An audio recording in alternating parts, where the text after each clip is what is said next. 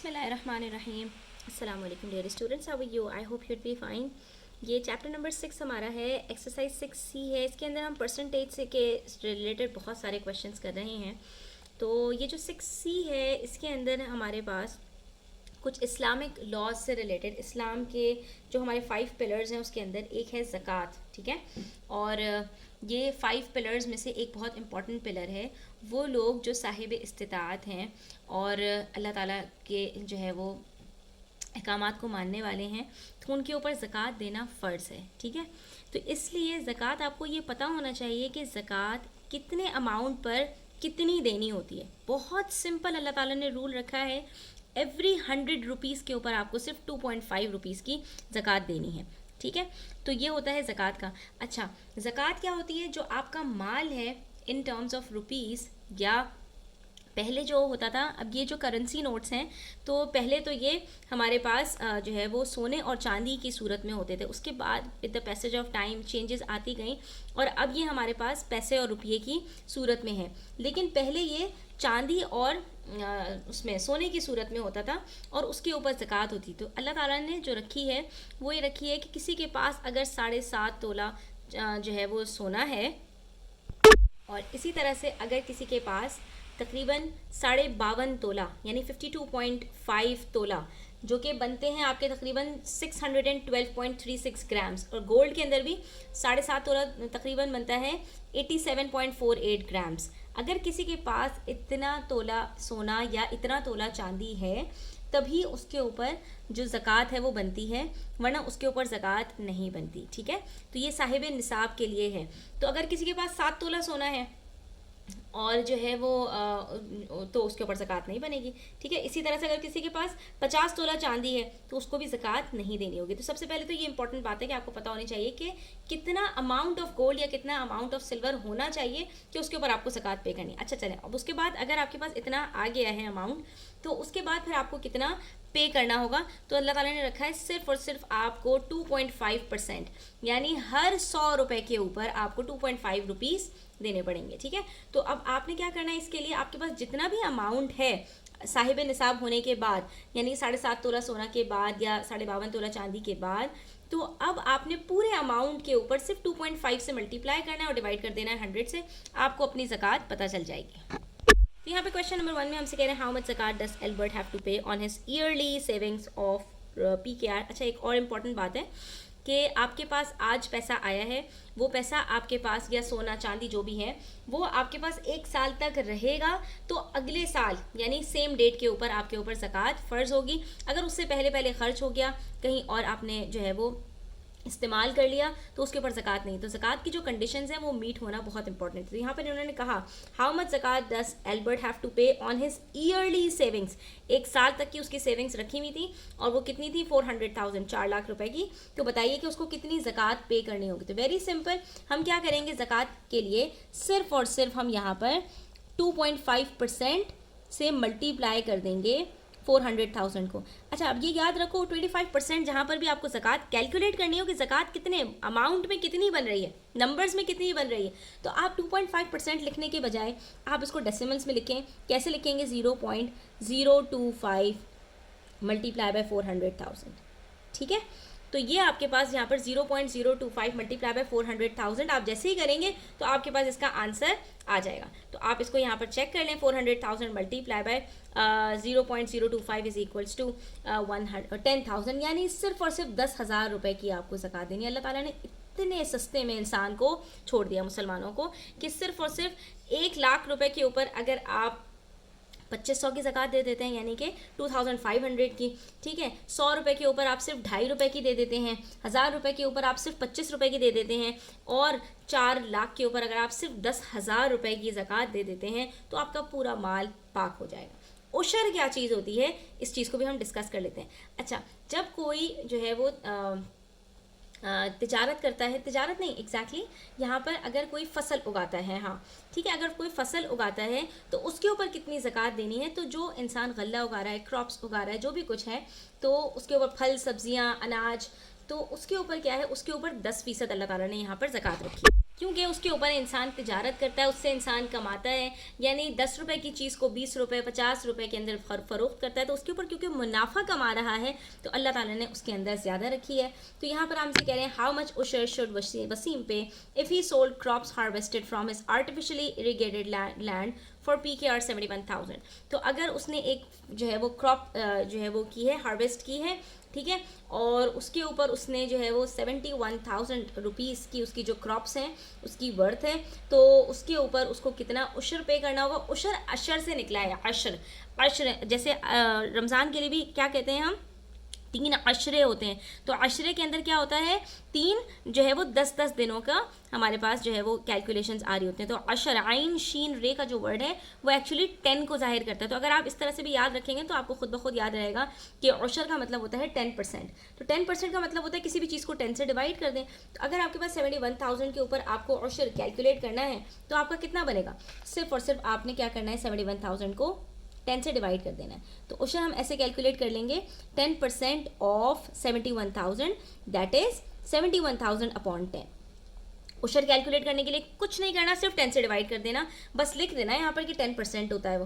तो जब आप 0 से 0 कट करोगे तो क्या बचेगा आपके पास, 7,100, यानी कि उसको अपने 71,000 में से 7,000 रुपये का, यानी 71,000 में से 7,100 रुपये का उशर पे करना पड़ेगा। तो बाकी उसके पास कितना अमाउंट बच जाएगा, तो आप 71,000 में से 7100 को माइनस कर दें, यू विल गेट 63,900। उसके बाद भी उसके पास 90% उसका अपना अमाउंट बच जाएगा, ठीक है बच्चों। उसके बाद हमारा जो नेक्स्ट क्वेश्चन है ना वो हमारा है टैक्स से मुताल्लिक, जिसके मुताल्लिक हम सब परेशान रहते हैं लेकिन बहरहाल कुछ कर नहीं सकते और वो हमें पे करना ही है। ये अल्लाह ताला की तरफ से नहीं है लेकिन हुकूमत वक्त की तरफ से हम पर लागू है।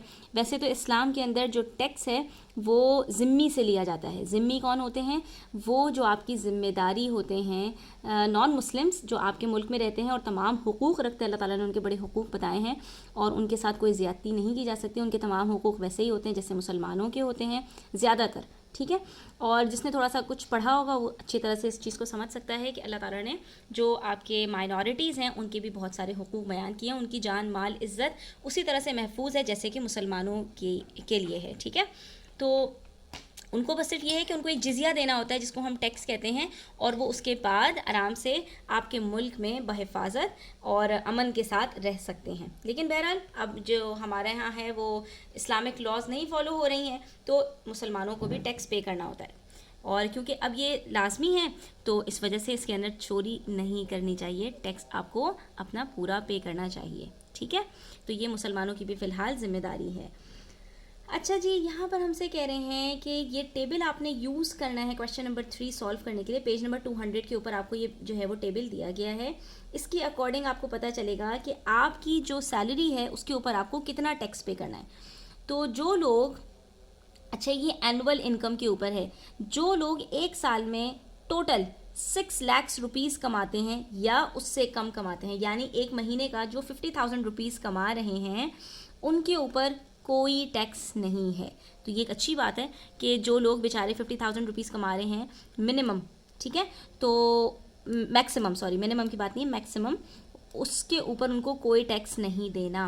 वो टैक्सेबल फ्री इनकम कहलाती है, यानी कि 6 लाख रुपए पूरे साल में कमाने वाले या 50,000 रुपीज़ पर मंथ कमाने वाले उनको कोई टैक्स के नाम पर कुछ भी नहीं देना। उनकी इनकम वो जो है वो टैक्स फ्री इनकम कहलाती है। लेकिन जैसे ही आपकी सैलरी 6 लाख रुपए से ऊपर जाएगी तो फिर आपको किस तरह से टैक्स पे करना है, उसके लिए आपको डिफरेंट स्लैब्स दिए हुए हैं।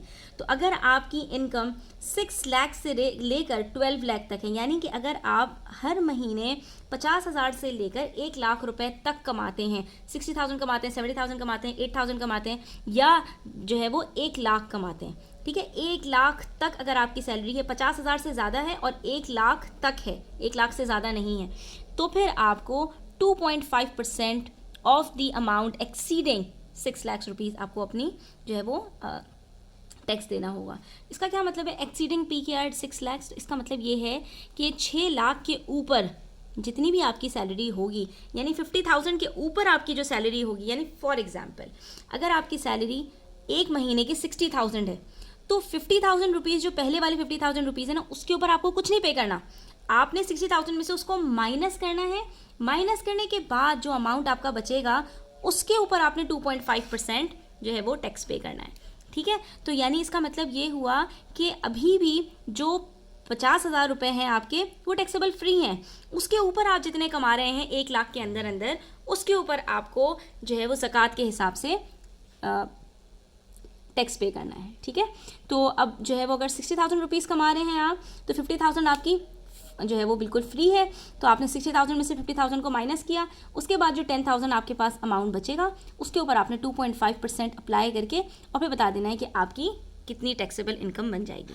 इसी तरह से डिफरेंट सैलरीज़ के लिए डिफरेंट स्लैब्स बने हुए हैं। जो लोग फिर 1200 से ज़्यादा कमाते हैं, यानी जिनकी सैलरी 1 लाख रुपए से ऊपर है लेकिन 2 लाख रुपए से कम है माहाना, यानी मंथली वो 2 लाख रुपए तक कमाते हैं, 1 लाख से ज़्यादा है, 2 लाख से कम है, तो उनको एक फ़िक्स्ड अमाउंट पे करना पड़ेगा टैक्स का, जो है 15,000, और उसके ऊपर इनको पे करना पड़ेगा 12.5% ऑफ द अमाउंट एक्सीडिंग 1200,000, यानी 1 लाख के ऊपर उनको जितनी भी उनकी सैलरी है, 1,25,000 है, 1,30,000 है, 1,50,000 है, तो 1 लाख रुपए हटाकर बाकी जितनी अमाउंट होगी उसके ऊपर उनको 12.5% पे करना होगा और उसके साथ साथ 15,000 रुपीज़ पे करने होंगे। ये सारी बातें जो बताई जा रही हैं ये पर ईयर के हिसाब से है, यानी 1 साल का टोटल टैक्स कितना बनेगा वो यहाँ पर आपको बताया जा रहा है।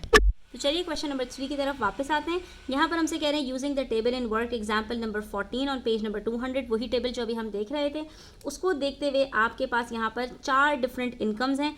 आपको टैक्सेबल इनकम यहाँ पर कैलकुलेट करनी है कि इनकम टैक्स कैलकुलेट करना है कि इन इनकम्स के ऊपर कितना कितना टैक्स आपको पे करना होगा। तो एक एक करके सारे हम कैलकुलेशंस करते हैं, वापस चलते हैं उस टेबल की तरफ और एक एक करके इसको कैलकुलेट करते हैं।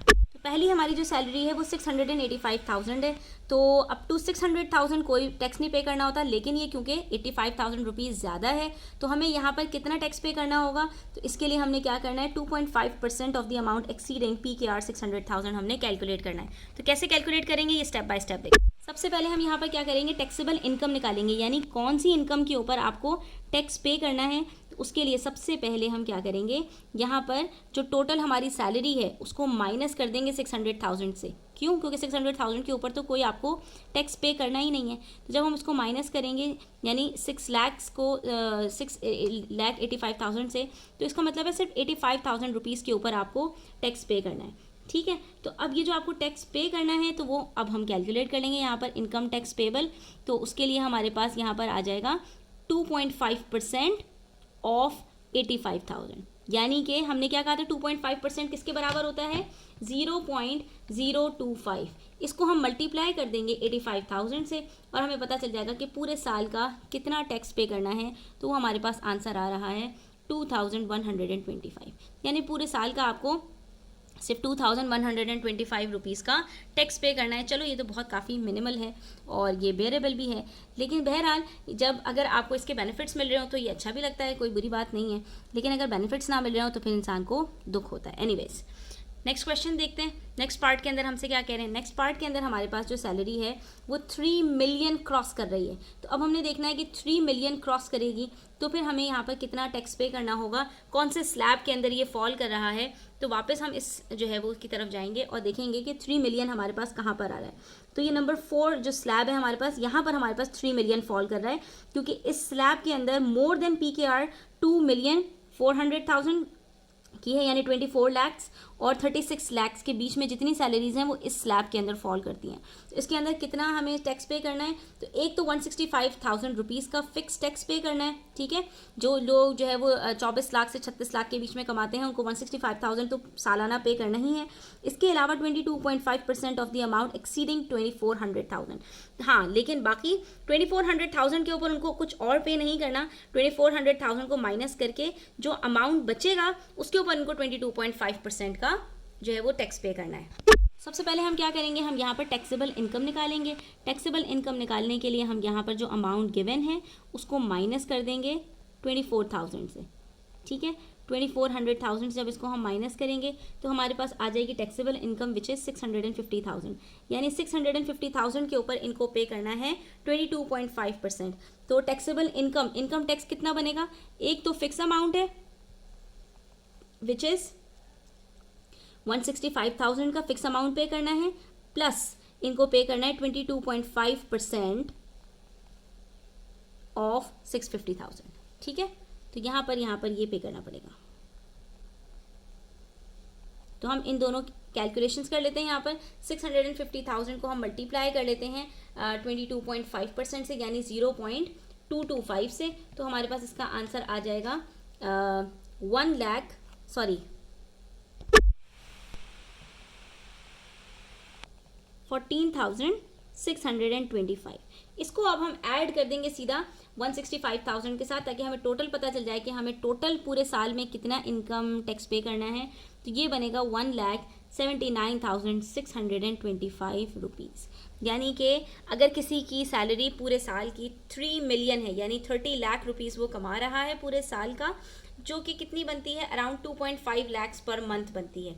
ठीक है, तो अगर कोई 2.5 लाख रुपए कमा रहा है तो पूरे साल में उसको जो टैक्स पे करना होगा वो तकरीबन 1.7 लाख का पे करना होगा, 1.8 लाख का तकरीबन उसको पे करना होगा। अब अगर किसी की सैलरी 6 मिलियन है तो फिर कितना पे करना होगा? तो इसके लिए हम फिर से देखेंगे यहाँ पर कि 6 मिलियन कहाँ पर आ रहा है, अप टू 6 मिलियन, वो स्लैब नंबर 5 में है। यानी अगर किसी की सैलरी 6 लाख तक है तो उसको एक फिक्स्ड अमाउंट पे करना है 435,000 का, 4 लाख रुपए का, प्लस उसको जो है वो 36 लाख से उसकी जितनी सैलरी ज़्यादा है उसके ऊपर उसको 27.5% का जो है वो भी पे करना है टैक्स। इसके लिए हम सबसे पहले टैक्सेबल इनकम निकालेंगे। यहाँ पर बच्चों टैक्सेबल इनकम कैसे निकालेंगे, तो हम यहाँ पर 6 मिलियन में से माइनस कर देंगे, 60 लाख में से हम माइनस कर देंगे यहाँ पर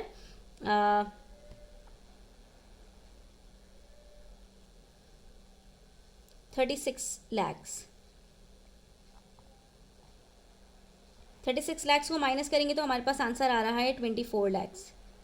ठीक है, इस 24 लाख के ऊपर पे करना है 27.5% और प्लस 435 जो है 1000 हमें वो भी पे करना है। तो टोटल इनकम टैक्स कितना बनेगा, तो हम यहाँ पर लिख लेते हैं 435,000 एक अमाउंट, और दूसरी तरफ आप यहाँ पर 2400,000 के ऊपर कैलकुलेट करेंगे 27.5%, यानी 0.275 को मल्टीप्लाई कर लें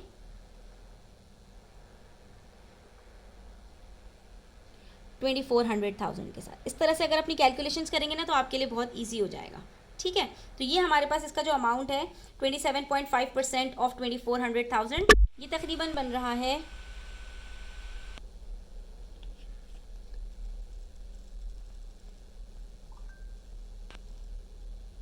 660,000। ठीक है, इसके अंदर अब हम यहाँ पर ऐड कर देंगे 435,000 को, तो हमें टोटल जो है वो पता चल जाएगा कि कितना इनको पूरे साल में पे करना है। तो इनको तकरीबन 10,95,000 का, 10 लाख रुपए का पूरे साल में इनको इनकम टैक्स पे करना होगा। यानी वो शख्स जो तकरीबन 60 लाख रुपए पूरे साल का कमा रहा है उसको तकरीबन 10 लाख बल्कि तकरीबन 11 लाख रुपए उसको जो है वो पूरे साल में टैक्स भी पे करना है। ठीक है, विच इज़ लार्ज अमाउंट। और उसके बाद लास्ट है हमारे पास 12,150,000। तो जिसकी सैलरी जो है वो 12 लाख से ज़्यादा होगी उसको पे करना है 12 लाख नहीं है, ये 120 लाख है, सॉरी। ठीक है, अगर कोई 120 लाख कमा रहा है यानी कि 1.2 करोड़ रुपए अगर कोई कमा रहा है पूरे साल का, तो उसको एक तो फिक्स्ड अमाउंट देना है यानी 29 लाख रुपीज़ और 55,000 रुपीज़ पे करने हैं पूरे साल के। और उसके अलावा जो उसकी 1.2 मिलियन के ऊपर जो है वो उसकी 12 मिलियन के ऊपर उसकी जितनी भी सैलरी है वो उसके ऊपर उसको 35% पे करना है। ठीक है, तो पहले हम इसकी टैक्सेबल इनकम कैलकुलेट कर लेते हैं और उसके बाद फिर हम इनकम टैक्स कैलकुलेट करेंगे। इसके लिए हम क्या करेंगे कि ओवर एंड अबव 12 मिलियन जितनी भी उसकी सैलरी है उसको माइनस कर देंगे। तो हम यहाँ पर 12 मिलियन में से अगर माइनस कर दें तो हमारे पास 150 लाख बचते हैं। ठीक है, अब इस 150 लाख के ऊपर उसको कितना पे करना है वो भी हम यहाँ पर निकालेंगे टैक्सेबल इनकम के अंदर, और इनकम टैक्स के ऊपर, और प्लस उसको जो फिक्स अमाउंट पे करना है 2,955,000 का वो भी हम यहाँ पर ऐड कर देंगे। ठीक है, तो तो ये स्लैब आपको आई गेस एग्जाम्स के अंदर प्रोवाइड किया जाएगा अगर इनकम टैक्स से रिलेटेड आपका क्वेश्चन आएगा, या एटलीस्ट जिस स्लैब के अंदर वो फॉल कर रहा होगा वो आपको बताया जाएगा, ठीक है। और बाकी कैलकुलेशंस आपको यहाँ पर करनी आनी चाहिए। तो यहाँ पर हम क्या करेंगे कि हमें ये बताया है कि 35% पे करना है ओवर एंड अबव 12 मिलियन के ऊपर, विच इज़ 150,000। तो हम यहाँ पर 150,000 का 35% कैलकुलेट करेंगे। तो आप सीधा सीधा 0.35 को अगर मल्टीप्लाई कर दें 150,000 से, तो आपके पास आंसर आ जाएगा 52,500। तो आप इसको प्लस कर देंगे 29,55,000 के अंदर, और आपके पास फाइनल आंसर आ जाएगा, दैट इज 30,75,000, ठीक है। 30 मिलियन यानी कि तकरीबन 30 लाख रुपए, 30 लाख रुपए उसको इनकम टैक्स में पे करने होंगे, जो 1 करोड़ 20 लाख रुपए कमा रहा है, ठीक है। तो यहाँ पर जो है वो हमारे पास आज का जो टॉपिक है, आज के क्वेश्चन हमारे कंप्लीट होते हैं। इंशाल्लाह नेक्स्ट वीडियो के अंदर हम मजीद क्वेश्चन सॉल्व करेंगे। तब तक अपना ख्याल रखें, चैनल पर नए हैं तो सब्सक्राइब करते जाएं, वीडियो अच्छी लगी हो तो लाइक करें, अपने फ्रेंड्स के साथ ज़रूर शेयर करें। टेक केयर, अल्लाह हाफ़िज़।